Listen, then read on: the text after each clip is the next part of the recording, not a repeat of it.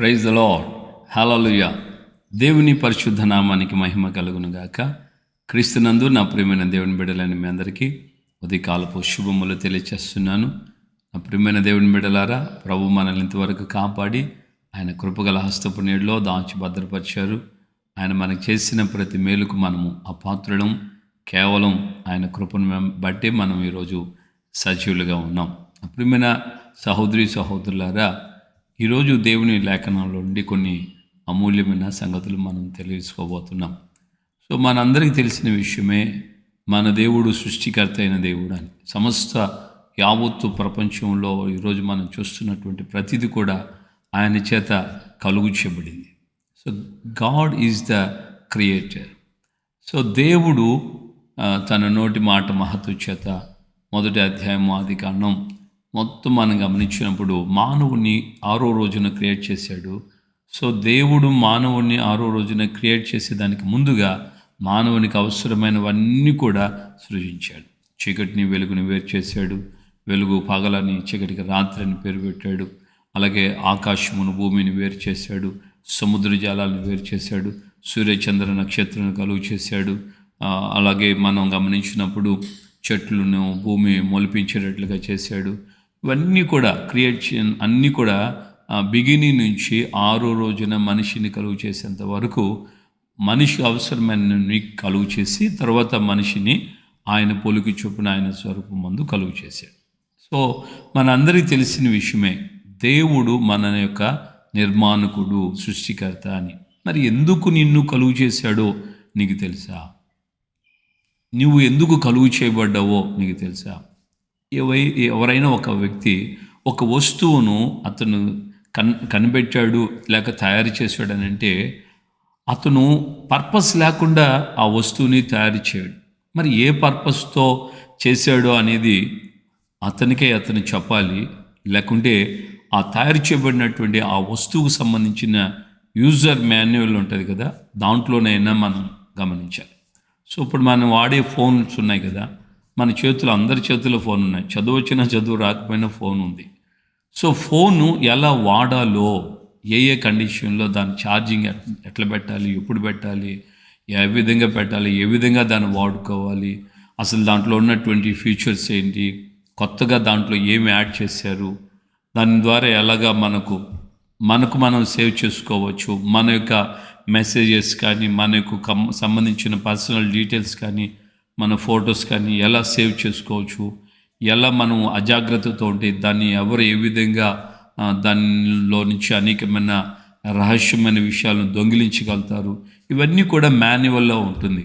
కానీ ఎవరైనా సరే, ఈవెన్ నాతో కూడా, నేను కూడా చెప్పగలుగుతున్నా, నేను కూడా ఒప్పుకుంటున్నా, ఫోన్ తీసుకోవటం ఆలస్యం, పక్కన మిగతావన్నీ పక్కన పెట్టి ఆడావుడిగా బటన్ ఆన్ చేసి దాన్ని ఆన్ చేసేసుకొని మనకు తెలిసిన దాంతో, ఒకవేళ ఏదైనా తెలియదు అనుకోండి, మనకు తెలిసినటువంటి మనలాంటి వాళ్ళు, మన గుడ్డోడు దావు చూపించినట్టుగా ఆడుకు ఏదో తెలుసని వాడిని అడుగుతాం, మన పక్కన ఉండండి. ఎందుకంటే వాడు ఏదో పెద్ద తెగ యూజర్ మాన్యువల్ అంతా చదివేసిన వాడులాగా వాడు చదివి ఉండడు. వాడు కొన్ని తిప్పుతా కొన్ని ఎక్స్పీరియన్స్ని బట్టి కొన్ని విషయాలు చెప్తూ ఉంటాడు. ఇప్పుడు నేనున్నాను, ఎవరైనా చదువు రాని వాళ్ళు నా దగ్గరికి ఫోన్ తీసుకొచ్చి కొంచెం దీని గురించి చెప్పాయా అంటే నాకు తెలిసినవన్నీ చెప్తా. ఏది నేను కూడా యూజర్ మాన్యువల్ పూర్తిగా చదవకపోయినప్పటికీ కూడా నేను చెప్తున్నా. సో ఇలాగా దేవుడు మనల్ని కలుగు చేశాడని మనకు తెలుసు కదా. మరి అలాంటప్పుడు నిన్ను ఎందుకు కలుగు చేశాడు, నన్ను ఎందుకు కలుగు చేశాడు? పర్పస్ లేకుండా ఆయన మనల్ని కలుగు చేయడు. పరలోకంలో గొప్ప మెషిన్లు పెట్టేసుకొని నిమిషానికి 1,00,000 మంది చొప్పున ఆయన తయారు చేసి భూమి మీదకి వదలలేదు కదా. ఆయన ఎంత ప్రేమ కలిగిన దేవుడు అంటే, ఆయన యొక్క స్వహస్తాలతో భూమి మీదకి వచ్చి నేల మట్టితో నరుని కలుగు చేసి ఆయన పోలుకు ఆయన స్వరూపం ఇచ్చి తన జీవాత్మను నాసికారంధ్రాలను ఊది తన యొక్క యావత్తు అధికారాన్ని మనిషికి అప్పగించి తాను కలుగు చేసిన సమస్త సృష్టి మీద అతన్ని ఇన్ఛార్జిగా పెట్టాడు. ఆరంభ దినాల్లో ఆదాము అవ్వల యొక్క పరిస్థితిని మనం చూస్తాం. ఆ విధంగా దేవుడు సమస్తము ఆయన చేతికి అప్పగించాడు. పిల్లరా, ఈరోజున మనం ఎందుకు కలుగు చేయబడ్డాం అని అంటే, మనం అనుకోవచ్చు దేవుని మహిమపరచడానికి, దేవుని స్తుతించడానికి, ఆయన నామాన్ని కీర్తించడానికి అట్లానే. కానీ కాదు. ఇప్పుడు మనం కేవలం మనం ఒక్కరమే కాదు, సమస్త సృష్టి అంతా కూడా ఆయనకి మహిమ చెల్లిస్తున్నాయని దేవుని లేఖనం తేటగా చెప్తుంది. ఆకాశ పక్షులు ఆయన స్తుతిస్తున్నాయి, భూజంతువులు కానివ్వండి, పక్షులు కానివ్వండి, ఇక ఏమైనా జలచరాలు కానివ్వండి, ఇవన్నీ నీ దయ కొరకు కనిపెడుతున్నాయని కీర్తన గ్రంథం చెప్తుంది. నువ్వు గుప్పిలు ఇప్పగా అవి వాటి యొక్క ఆకలి కోరికని తీర్చుకొని తృప్తి పడుతున్నాయి అని, నువ్వు ముఖాన్ని మరుగు చేసుకుంటే అవి కలత చెందుతున్నాయని దేవుని గురించి వ్రాయబడింది. అంటే యావత్తు సృష్టి కూడా ఆయనకి మహిమ తీసుకొస్తుంది. మరి నువ్వు ఎందుకు కలుగు చేయబడ్డావు? నువ్వు ఇదే రొటీన్ ఆన్సరా? నేను కూడా కలుగు చేయబడింది ఆయన్ని స్తుతించడానికి, కీర్తించడానికి, గణపరచడానికి అని ఆ విధంగా చెప్పుకుంటున్నావా? లేకుంటే ఒక పర్పస్తో దేవుడు నిన్ను కలుగు చేశాడన్న గుర్తింపు, గ్రహింపు నీకుందా? దేవుని బిడ్డలారా, ఈ రోజున మనం ఇలాంటి పరిస్థితుల్లో మన జీవితాల్ని ఆలోచించుకొని దేవుని సన్నిధిలో మనం ముందుకు కొనసాగించే బద్దులమై ఉన్నాం. దేవునికి మహిమ కలుగును గాక. హల్లెలూయా. అసలు నువ్వెందుకు క్రియేట్ చేయబడ్డావు? నిన్ను దేవుడు ఎందుకు క్రియేట్ చేశాడు అని నిన్ను అడిగితే నువ్వేం చెప్పగలవు? ఆ మధ్యకాలంలో ఒకడికి బెంజ్ కారు గిఫ్ట్గా ఇచ్చారంట. బెంజ్ కారుని తీసుకున్న వాడు బెంజ్ కారు మీద బట్టలు ఆరేసుకుంటున్నాడంట. బెంజ్ కారు యొక్క పొజిషన్ ఏంటి, దాని మీద వీడు బట్టలు ఆరేసుకోవటం ఏంటి అంటే ఎంత తెలివి తక్కువ పని చేస్తున్నాడో మనకు అర్థమవుతుంది కదా. అంత గొప్ప, అంటే ప్రపంచంలో బెంజ్ కారు అంటే చాలా విలువైంది. అంతటి విలువైనటువంటి ఆ యొక్క కారుని ఎలా యూజ్ చేస్తున్నాడంటే బట్టలు ఆరేసుకోవడానికి వాడుకుంటున్నాడట. ప్రియమైన దేవుని బిడ్డలారా, దేవుడు సమస్తాన్ని సృజించిన ఈ సృష్టిలో ఆయన కేవలం నోటి మాటతో కలుగు చేసేసాడు. కానీ నిన్ను ఆయన స్వహస్తాలతో కలుగు చేశాడు కదా. అంటే నువ్వెంత విలువైన వాడువో ఆయన దృష్టిలో ఆలోచించావా? సో దేవుని యొక్క సన్నిధిలో నువ్వు క్రియేట్ చేయబడ్డన్న ఈ జీవితంలో నువ్వు గుర్తించాల్సిన విషయం ఏంటంటే, లైఫ్లో సక్సెస్గా వెళ్తున్నాను, నేను ఎక్కడికి వెళ్తున్నా, సో నేను ప్రార్థన చేసుకుని వెళ్తున్నాను, నేను ఈరోజు ఈ స్థితిలో ఉన్నానంటే దేవుడు నాకు ఇంత బ్యాంక్ బ్యాలెన్స్, నాకు స్థిర ఆస్తులు ఇంత ఇచ్చాడంటే, నాకు ఇంత టాలెంట్ ఇచ్చాడంటే, దేవుని యొక్క చిత్తంలో నేను టాలెంటెడ్గా ఉన్నాను, ఈ విధంగా నడిపించబడుతున్నాను అంటూ సక్సెస్ఫుల్గా ఉన్నాను అనేదానికి, సక్సెస్ఫుల్ లైఫ్కి పర్పస్ఫుల్గా అంటే నువ్వు తయారు చేయబడినటువంటి సంపూర్ణ స్థితికి నీ జీవితాన్ని నడిపించుకోవడానికి రెండిటికి తేడా ఉంది. నువ్వు లైఫ్లో సక్సెస్ అయ్యావు, ఓకే, కానీ పర్పస్, నిన్ను క్రియేట్ చేసిన పర్పస్ ఏంటి? క్రియేట్ చేయబడిన పర్పస్ఫుల్గా నువ్వు జీవించావా? నీ లైఫ్ను ఆ దిశలో కొనసాగించావా అని దేవుడు నిన్ను అడిగితే, నీ దగ్గరకు వచ్చి క్వశ్చన్ చేస్తే, లేక నువ్వు దేవుణ్ణి సంధించినప్పుడు, దేవుని ఎదుర్కొన్నప్పుడు దేవుడు నిన్ను అడిగితే ఇప్పుడు నీ ఆన్సర్ ఏంటి? నీ యొక్క ప్రశ్న, ఆయన యొక్క ప్రశ్నకి నీ సమాధానం ఎలా ఉంటుంది? ఆలోచించండి. దేవుడు మనల్ని కలుగు చేసింది, ఈ సృజించింది, ఈ భూమి మీదకి ఆయన మనల్ని పంపింది, మనం లగ్జరీగా మన జీవితంలో మనకు ఇవ్వబడినవన్నీ అనుభవిస్తూ, నేను ఎదిగాను, పెద్దయ్యాను, పెళ్ళయింది, భార్య వచ్చింది, పిల్లలుగా అన్నాను, పెంచాను, వాళ్ళకు గొప్ప చదువులు చదివించాను, ఉద్యోగాలు స్థిరపరిచాను, వాళ్ళకి వివాహాలు చేశాను, మానవ సంతానం అయిపోయింది, నా పని అయిపోయింది, నేను నా బాధ్యతలు అంతా తీర్చేశాను, అందరికీ సెటిల్ చేసేసాను, నాకు నా భార్యకి సరిపడినంత బ్యాంక్ బ్యాలెన్స్ పెట్టుకున్నాం, మేము వృద్ధాప్యంలో ఎవరి మీద ఆనుకునే పని లేకుండా మేము ఈ లైఫ్లో వెల్ సెటిల్డ్ అన్నట్లుగా లైఫ్ను కొనసాగిస్తున్నామా? లేకుంటే పర్పస్ఫుల్, దేవుని యొక్క ఉద్దేశాలు, దేవుని యొక్క చిత్తం నీలో జరిగిందా అనే విషయం నువ్వు ఏ విధంగా దానికి రెస్పాన్స్ కాగలుగుతావు? దేవుని బిడ్డలారా, దేవుడు మనల్ని ఈ భూమి మీదకి ఆయన పంపించినటువంటి కారణం, మన సృష్టికర్త అయినటువంటి దేవుడు ఆదాములను కలుగు చేసి వారికి సమస్త అధికారాన్ని ఇచ్చిన తర్వాత వారు సాతాను మాటకు లోబడి తమకు ఇవ్వబడిన సమస్తాన్ని వాడికి ధారాదత్తం చేసుకున్నాడు. అలాంటి పరిస్థితుల్లో మానవుడు ఏమీ లేకుండా రిక్తుడుగా దేవుని సన్నిధి నుంచి వెళ్ళగొట్టబడిపోయాడు. అలాంటి పరిస్థితుల్లో ఉన్నటువంటి మానవ జాతిని మరలా కరుణామయుడైనటువంటి ప్రభువు ప్రేమించి మరలా ఆయన మన కొరకు తన కుమారుని ఈ భూమి మీదకి పంపి మనందరి పాపములను ఆయన మీద వేసి ఆయన మోసుకొని వెళ్ళేటట్లుగా, మనందరి కోసం ఆయన చనిపోయి ఆయన అమూల్యమైన రక్తం మన కొరకు చిందించేటట్లుగా, ఆయన మనల్ని అంతగా ప్రేమించి ఆయన ఉద్దేశాలు, ఆయన నిర్ణయ కాలంలో తన కుమారుడైన యేసుని పంపి మనందరి యొక్క పాపములు ఆయన మీద భరింపచేశాడు. మరి ఇలాంటి పరిస్థితుల్లో యేసయ్య ఈ విధంగా చనిపోయి తిరిగి లేచి ఇప్పటికి 2024 అయిపోయి 25 సంవత్సరాలు అడుగుపెట్టాం. సో ఈ యొక్క కాలం పోయిన వారం నుంచి మనం గమనిస్తున్నాం. భస్మ బుధవారం స్టార్ట్ అయింది కదా, లంటి డేస్ ప్రారంభించబడ్డారు కదా. మరి ఈ విధంగా సంవత్సరానికి ఒక్కసారి మాత్రం మనం ఈ యొక్క ప్రేయర్స్ పెట్టుకొని లంటి డేస్ని, గుడ్ ఫ్రైడే, ఈస్టర్ని ఆచరిస్తూ, క్రిస్మస్ని ఆచరిస్తూ యథాప్రకారం కొనసాగించబడుతున్నామా?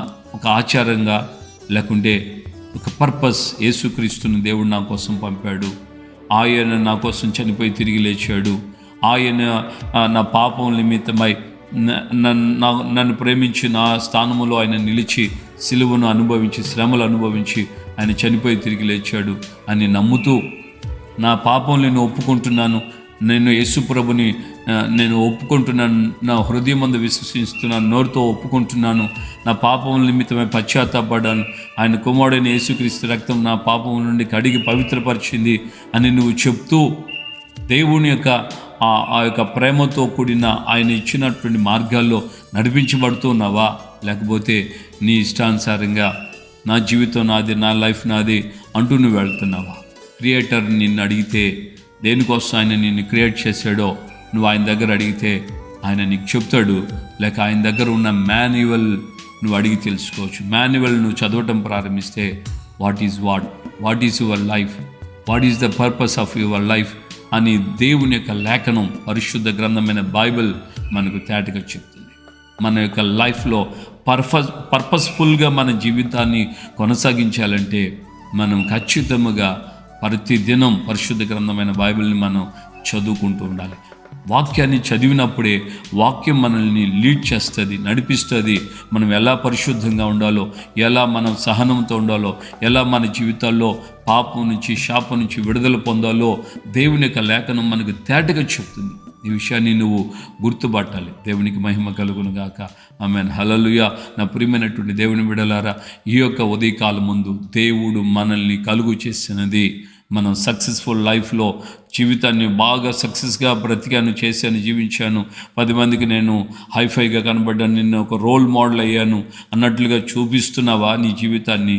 లేకుంటే ఆయన కుమారుడైన యేసుక్రీస్తు యొక్క ప్రాణ త్యాగానికి తగినట్లుగా నేను ప్రవర్తిస్తూ, ఆయన చూపించిన అడుగుజాడలో నేను నడుస్తూ ఆయనకి కృతజ్ఞత కలిగి ఉన్నాను, పరిశుద్ధమైన జీవితాన్ని జీవిస్తూ ఆయన ఎదుట నిర్దోషిగా, మహిమగల సంఘముగా ఆయనలో నిలబడేటట్లుగా నాకు ఇవ్వబడిన బాధ్యతను నేను భుజాల మీద మోసుకుంటున్నాను, ఆయనకి నేను సాక్షిగా ఉంటున్నాను. నాకు ఆయన ఇచ్చినటువంటి ఆ ప్రేమ ద్వారా కలిగిన పాప క్షమాపణను నేను 10 మందికి చెప్తూ 10 మందిని కూడా పాపం నుండి, శాపం నుంచి విడిపించి ప్రభు మార్గాల్లో నడిపించేటట్లుగా నేను, నా కుటుంబము, నా పిల్లలు మాత్రమే కాకుండా నా ఇరుగు పొరుగు, నా సహోదరుల కొరకు కూడా నేను ఇలా చేస్తున్నానని దేవుని సన్నిధిలో నువ్వు ధైర్యంగా చెప్పగలవా? మనం ఎందుకు క్రియేట్ చేయబడ్డాం? దేవుడు మనల్ని ఎందుకు క్రియేట్ చేశాడు? మనసారా ఆలోచించు, దేవునికి అప్పగించుకో. దేవా, నువ్వు నన్ను క్రియేట్ చేసింది నా ఇష్టానుసారమైన జీవితాన్ని జీవించడానికి కాదు, నీ చిత్తాన్ని గుర్తెరిగి నీ చిత్తానుసారంగా నా జీవితం పాప శాపం నుంచి విడుదల పొంది నీ యొక్క రక్తము చేత నేను కడగబడి పవిత్రపరచబడి నీ పరిశుద్ధమైన మార్గాల్లో నేను జీవించడానికే నన్ను నువ్వు క్రియేట్ చేశావు. మహిమలో నీతో నేను యుగయుగాలు ఉండడానికి నేను క్రియేట్ చేయబడ్డాను. నీకు వందనాలు ప్రభువా అంటూ కృతజ్ఞత కలిగి మనం జీవించాలి. ప్రార్థన చేసుకుందాం. ప్రేమగల తండ్రి, మీ పాదాల స్తోత్రాలు. ఉదయకాలం ముందు అయ్యా, సృష్టికర్తని మీరు, మేము మా జీవితాల్లో మమ్మల్ని మేము ప్రశ్నించుకోవడానికి మేము ఎందుకు క్రియేట్ చేయబడ్డామో, అందరిలాగా అన్ని యొక్క నైనా సకల అయ్యా సృష్టిలాగా మేము క్రియేట్ చేయబడలేదని, మీ అమూల్యమైన దయగల హస్తముతో మేము క్రియేట్ చేయబడ్డామని, ఈ విషయాలన్నీ మీరు మాకు చక్కగా విశదీకరించారు. ఈ మాటలు విన్న మేము మా జీవితంలో ఎలా ఉండాలో, ఎలా నడవాలో, ఎలా బ్రతకాలో, ఎలాంటి జీవితాన్ని మేము లీడ్ చేయాలో, మీ యొక్క ఉద్దేశాలు ఏమై ఉన్నాయో అయ్యా, మీరు మాకు అనుగ్రహించినటువంటి మీ పరిశుద్ధ లేఖనాలు మా జీవితాలని సరైన దిశలో నడిపిస్తాయని, మీ మార్గాలు గుండా మేము ఈ యొక్క వాక్య ఆధారాల ద్వారా, మీ ఆత్మ నడిపింపు ద్వారా అయ్యా పరిశుద్ధమైన సంఘంగా మీ రాకడలో, రాజ్యంలో, మహిమలో మేము మిమ్మల్ని ఎదుర్కొంటామని మీ యొక్క లేఖనం మాకు తేటగా చెప్పిన ఈ మాటలను బట్టి మీకు వందనాలు. ఈ వాక్యాలు విన్న మేము మా జీవితాల్లో మేము సరైన దిశలో మేము ప్రవర్తిస్తూ జీవిస్తూ మీరు అక్కడికి రాజ్యానికి సిద్ధపట్టుకు సహాయం చేయండి. ఘనత, మహిమ, ప్రభావాలు మీరు మాత్రమే పొందమని యేసు పరిశుద్ధ నామములో ప్రార్థన చేసి పొంది ఉన్నాము తండ్రి. ఆమేన్. మన ప్రభు అయిన యేసుక్రీస్తు కృపయు తండ్రి అయిన దేవుని ప్రేమ, పరిశుద్ధాత్మిక అన్యోన్య సహవాసం, సమాధానం ఇప్పుడు ఎల్లప్పుడూ సకల పరిశుద్ధులకి మనకును ప్రభు రాకడ పర్యంతం కృపతోడే ఉండి నడిపించును గాక. ఆమేన్, ఆమేన్, ఆమేన్. హల్లెలూయా. ప్రభుపేట అందరికీ వందనాలు. నిజంగా మనల్ని కలుగు చేసిన సృష్టికర్త దేవునికి మనము మానగా కృతజ్ఞత స్తుతి చెల్లిస్తూ ఆయన చెప్పినటువంటి మార్గాల్లో మనం నడుద్దాం. ఆయన ప్రేమలో నింపబడదాం. మహిమలో కూడా ఆయన ప్రేమలో ఉంటాం.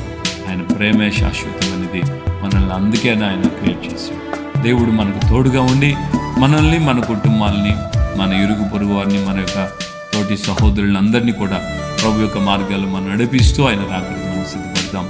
కృప మనల్ని ఆ విధంగా బలపరిచి నడిపించుకుంటాం.